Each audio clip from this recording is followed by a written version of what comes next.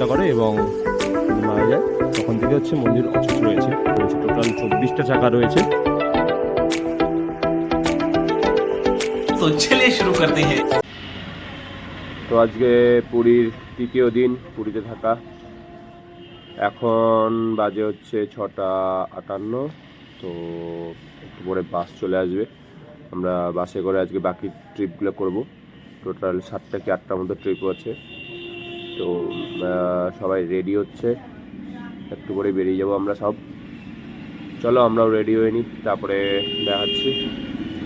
A few moments later. তো চলো এখন আমাদের বাস ছেড়ে দিল, এবার যাওয়া যাক। এই যে পাঠান বসে আছে, রে ও তুই ওখানে इधर पे देखो, बाय बाय कर दे, बाय बाय कर दे।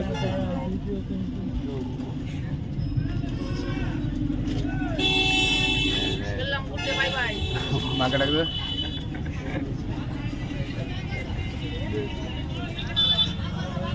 চলো এখন যাওয়া যাক, এবার বাকি সাইড সিনগুলো করা যাক। चलो रास्ता देखाচ্ছি। अगर पीछे में गाड़ी जाने के बाद उनको पीछे में मन में होगा कि जाने के लिए तो जा सकते, क्यों छोड़ के जाएंगे। मैं ये मन में सोच लूंगा कि চলো আমরা এখন চন্দ্রভাগা বিচে পৌঁছে গেলাম। চলো ভিতরের দিকে যাই। ফার্স্ট প্রথমে চন্দ্রভাগা পৌঁছালাম, সবাই পিছনে আছে। চলো চন্দ্রভাগা বিচটা দেখে আসি আগে। চলো দেখতে থাকো।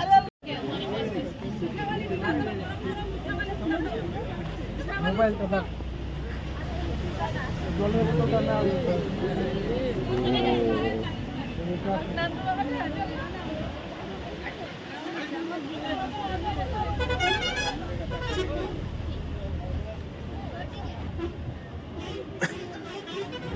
ও মাই,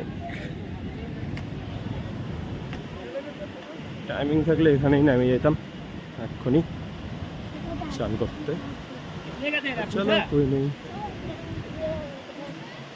अरे स्पीड बोट টাইম হলে আমি স্পিড বোট চালাই নিলাম এক্ষুনি। সেরা প্লেস, সেরা প্লেস, সেরা প্লেস, দারুণ দারুণ।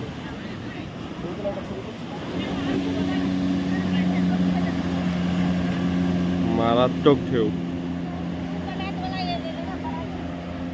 ওই দিকটা কি ঢেউ ছিল, এখানে চন্দ্রভাগাতে সব থেকে বেশি ঢেউ মনে হচ্ছে। চলো টাইম হয়ে গেছে, এবার গাড়ি নালে ছাড়ে দেবে 25-এ। আবার টাইমিং করে দিচ্ছে একদম, টাইমিংয়ের মধ্যে না ঢুকলে মুশকিল তখন আবার। চলো প্রথমে গাড়িতে উঠা যাক, তারপর এখান থেকে হয়তো বা এখন মনে হয় কোনার্ক মন্দির যাবো। চলো সাথে যাবো।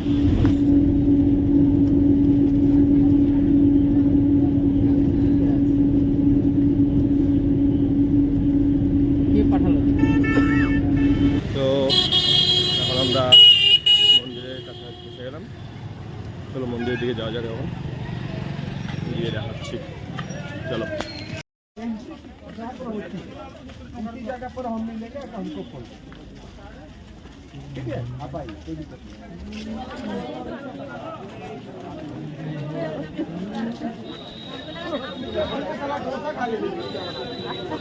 এই কোনার্ক মন্দির।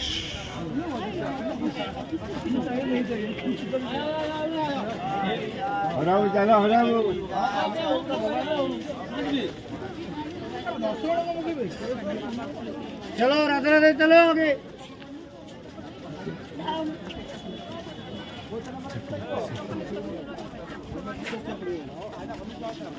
बुला तो लगा के रे गरम जो।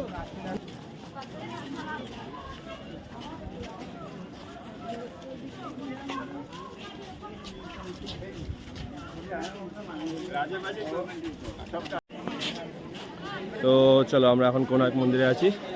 আর মন্দিরে যেটা হিস্ট্রি রয়েছে সেটা যতটুকু জানি আর যতটুকু গাইড বললো আমাকে ততটুকু বলতেছি। চলো মন্দিরটা দেখাই প্রথমে। তো এটা হলো কোনার্কের সূর্য মন্দির। এটা ঠিক মন্দিরটা না, মন্দিরটা পিছনে। এটা হচ্ছে প্রার্থনা সভা। আর এখানে যেটা বলা হয়, এখানে 3টা পর্যায়ে ঠিক ইয়ে করা আছে।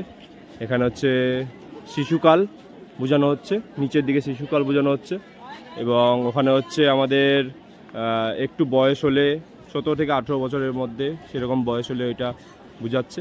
আর উপরে হচ্ছে বৃদ্ধটার হয়ে যাচ্ছে, এরকম পাটে পাটে টোটালি বোঝানো রয়েছে। তো কোণার্ক মন্দিরের একটা যেটা 12 যেটা জিনিসটা রয়েছে, মানে এখানকার যে রাজা ছিল কোণার্কে, তো এখানে তিনি মন্দিরটা প্রতিষ্ঠা করেন, এবং তিনি হচ্ছে টোটাল 1200 সালের মধ্যে 1200 লেবার দিয়ে এই মন্দিরটা তৈরি করার কথা বলে।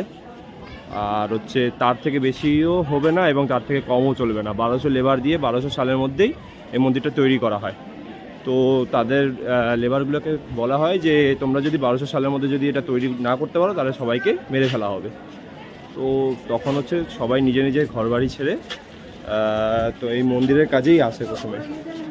তো এবার মন্দিরের কাজে আসে, এবার তার মধ্যে থেকে যে মানে প্রধান মিস্ত্রি ছিল, ঠিক তার নামটা আমি ঠিক মনে করতেছি না, তো সে যখন এখানে কোণার্কে আসে এই মন্দির নির্মাণ করার জন্য, তো তখন তাকে তার পরিবার ছেড়ে আসতে হয়েছিল এখানে। তো তখন তার একদম মানে তার এক শিশু ছিল, তো শিশুটা তখন খুব ছোটো ছিল। এবার তারপরে 1200 সালের এখানে কাজ করতে, এবার তার মধ্যে থেকে হচ্ছে তার ছেলে বড় হয়ে যায় এবং তার মার কাছে জিজ্ঞাসা করে যে বাবা কোথায়, বাবাকে আমি পাচ্ছি না কেন। তখন তার মা বলে যে তোমার বাবা এক মন্দির নির্মাণ করতে কোণার্কে গেছে। তো কোণার্কে এসেছে, তো ও তখন জেদ ধরে যে আমি বাবার সাথে দেখা করব, আর হচ্ছে বাবাকে আমি দেখতে চাই, অনেক দিন ধরেই দেখিনি যেহেতু। তো তখন ও বলে যে আমি যাব কোণার্কে গিয়ে আমি বাবার সাথে দেখা করব। তো এবার তার মা বলে যে তোমাকে যখন তোমার বাবা ছেড়ে গেছিলো তখন তুমি অনেক ছোটো ছিলে, এখন তুমি গেলে তোমার বাবা তোমাকে চিনতে পারবে না। তো তখন কী যেন একটা ফুলের মতো জিনিস দিয়েছিল, আর একটা হচ্ছে ওদের বাড়ির একটা পোষা কুকুর ছিল, তাকে নিয়ে যেতে বলেছিল তার মা। তারপর সেটা নিয়ে আসার পথে হচ্ছে কোণার্কের এক গাছের তলায় সে বসছিল একটু মানে আরাম করার জন্য। তো তখন সেই দিক দিয়েই তার বাবা যাচ্ছিল। তো অবভিয়াসলি যেটা হয়, কুকুর মানে যারা থাকে প্রভুভক্ত হয়, সে তার প্রভুকে দেখে চিনতে পারে। তো তখন সেই লোকটি মানে যে মেন মিস্ত্রি ছিল, সে তার পুত্রকে, মানে সে তো আর জানে না যে সেটা তারই পুত্র। তো তখন হচ্ছে তাকে জিজ্ঞাসা করে যে তুমি এই কুকুরটি আর এই ফলটি কোথা থেকে পেলে। তখন বলে যে আমার মা দিয়েছে, এরকম আমার বাবাকে আমি এখানে খুঁজতে এসেছি, যে হচ্ছে এক মন্দির নির্মাণ করতে এসেছে।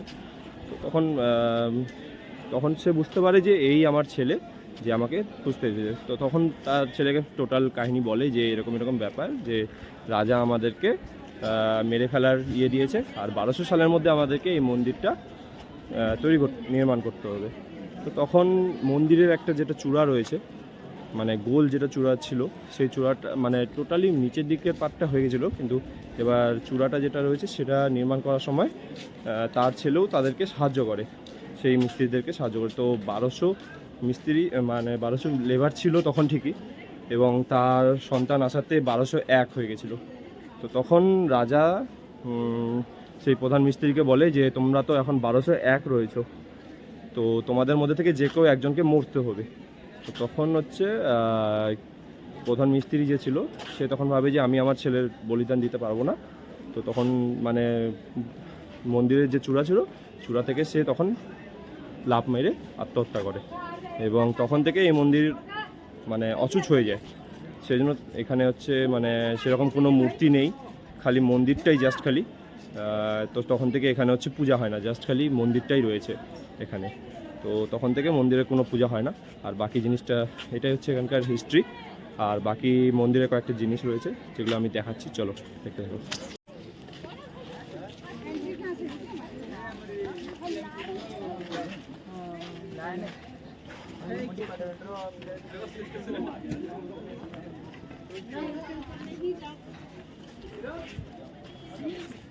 তো এটা হচ্ছে ঠিক প্রার্থনা মন্দিরটা, আর এই জায়গাটা ছিল মেন মন্দির ছিল এই জায়গাটা।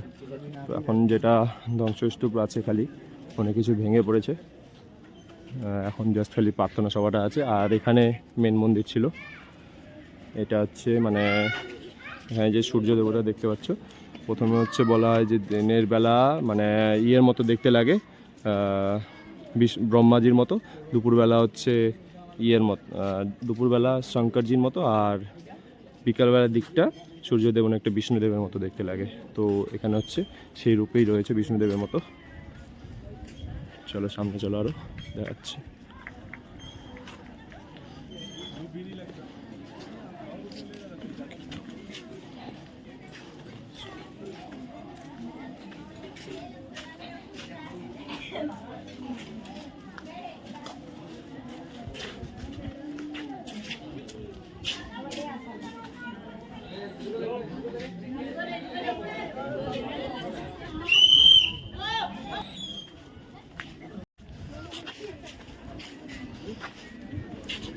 আর এখানেও সূর্যদেবের মূর্তি রয়েছে।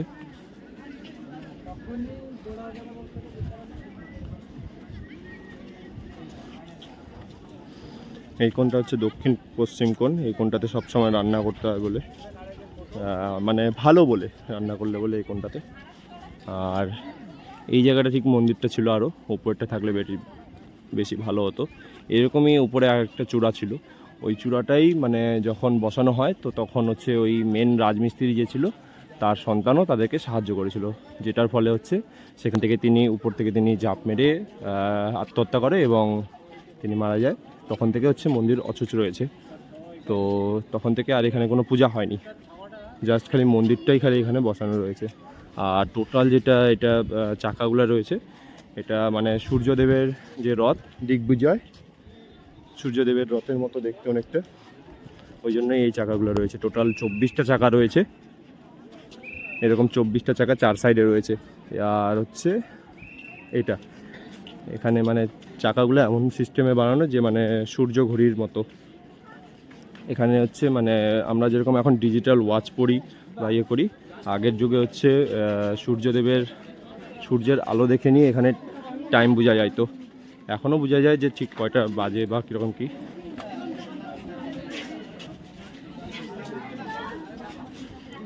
এই চাকাটা থেকে মানে ঠিক বলা হয় যে মানে টাইম বোঝা যায়। আর জিনিসটা হয় হচ্ছে অ্যান্টি ক্লকওয়াইজ, এটা 12টা ধরা হয়, বাকি এদিক থেকে ধরা হয় 1 2 করে। আর এখানে যে নিচেরগুলো রয়েছে সেটা দিয়েই হচ্ছে মানে টাইমগুলো ঠিক বোঝা যায় যে কখন এখন কয়টা থেকে কয়টা বাজে, এই জিনিসটা বোঝা যায়। এখানে মাঝখানে যদি একটা কোনো বিন্দু বা কিছু রাখা হয়, মানে কোনো একটা পেন বা কিছু রাখা হয়, তাহলে সেটা অনুসারে বোঝা যায় যে মানে কটা ঠিক বাজে এখন বর্তমানে, সূর্যের আলো দেখে। তাও আবার ঠিক করার কাজ চলতেছে। চলো সামনে চলো।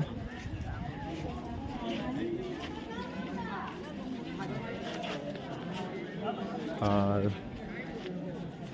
এখানেও সূর্যদেবের মূর্তি রয়েছে, যেখানে হচ্ছে প্রথম সূর্যের আলো বলে এখানে পড়ে সূর্যদেবের, এখানে এই জায়গাটা ঠিক।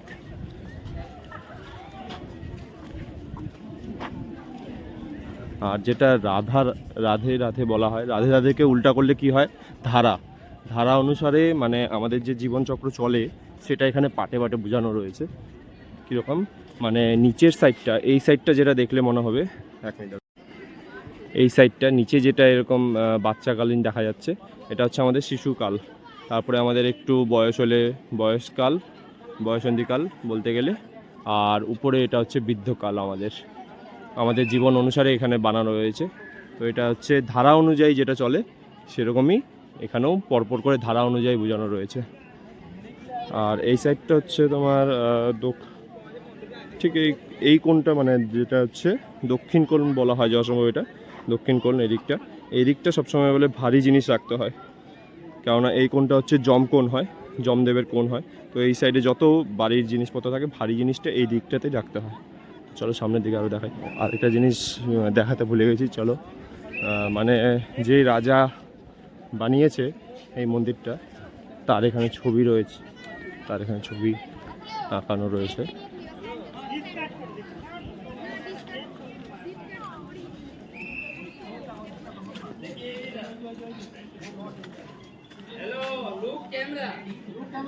এই যে ঠিক এখানে যে ছবিটা রয়েছে, এখানে রাজা আর রানী রয়েছে। ইনি হচ্ছে এখানকার এই মন্দিরটা বানানোর জন্য 1200 লেবার কে কাজে লাগিয়েছিল। এখানে এই যে রাজা, আর এটা হচ্ছে তার রানী। আর এখানে আরেকটা চিত্র রয়েছে যেটা হচ্ছে হাতি আর জিরাফ দেখা যাচ্ছে। তো এটার সাহায্যে হচ্ছে বোঝানো যায় যে আগে হচ্ছে আমাদের ভারতবর্ষের সাথে আফ্রিকার লেনদেন ছিল। চলো সামনের দিকে চলো। তো এটা হচ্ছে ঠিক মানে সরকার না বলে এখানে বলে ইউনেস্কো বলে, ইউনেস্কো যেটা রয়েছে আমাদের ইউনেস্কো কাজ করাচ্ছে এটা। আর মোগলদের আমলে আর ইংরেজদের আমলে এখানে প্রচুর ভাঙ্গা হয়েছে মন্দির। উপরের দিকে হয়তো দেখতেই পাচ্ছ তোমরা, উপরের দিকে অনেক কিছু ভাঙিয়ে দেওয়া হয়েছে। মানে ঠিক এটা জিনিস বোঝা গেল যে মানে মন্দিরটার সাথে অনেক কিছু আমাদের জীবনের চক্রও জড়িত রয়েছে। এবং সাথে যেটা 12 যেটা জিনিসটা বললাম, মানে 1250 সালে এটা তৈরি করা হয়েছে। আর 1200 লেবার দিয়ে 1200 বছরের মধ্যে এটাকে তৈরি করা হয়েছিল। সেই জন্য এখানে হচ্ছে 12 সব কিছু। এখানে কোনো পূজা হয় না, সেরকম কোনো ইয়ে নেই, মূর্তি নেই, কিন্তু মানে সূর্য মন্দির হিসেবেই চলে। তো এটাই ছিল এখানকার হিস্ট্রি। আর হ্যাঁ বিশু ও প্রধান মিষ্টিটা যে ছিল তার নাম ছিল হচ্ছে বিশু মহারানা। সেই মন্দিরের চূড়া থেকে ঝাঁপ মেরে মানে আত্মহত্যা করেছিল। তো এখানকার এই ছিল হচ্ছে ইতিহাস। তো চলো এখানকার তো এরকমই যেটুকু জানলাম বা যেটুকু জানতাম সেটুকু জানাই দিলাম তোমাদের সবাইকে। আর পিছনে যেটা রয়েছে এটা হচ্ছে রঙ্গমঞ্চ। এখানে হচ্ছে রাজার আমলে নৃত্য আর গান বাজনা বা হতো এই জায়গাটা। মন্দিরের যেটুকু আমি ঠিক ডিটেলস জানতাম সেটুকু ঠিক জানাই দিলাম। আদার্স আর কিছু আমি আরও অনেক কিছু আছে কিন্তু আমি ঠিক হয়তো বা বলতে পারতেছি না। যেটুকু জানলাম সেটুকুই জাস্ট বললাম। চলো দেখতে থাকো, সাথে থাকো। তো চলো এবার এখান থেকে বেরোনো যাক। খাওয়ার ওখানে খেতে হবে, আমি খাবো। ঠিক আছে বাবা।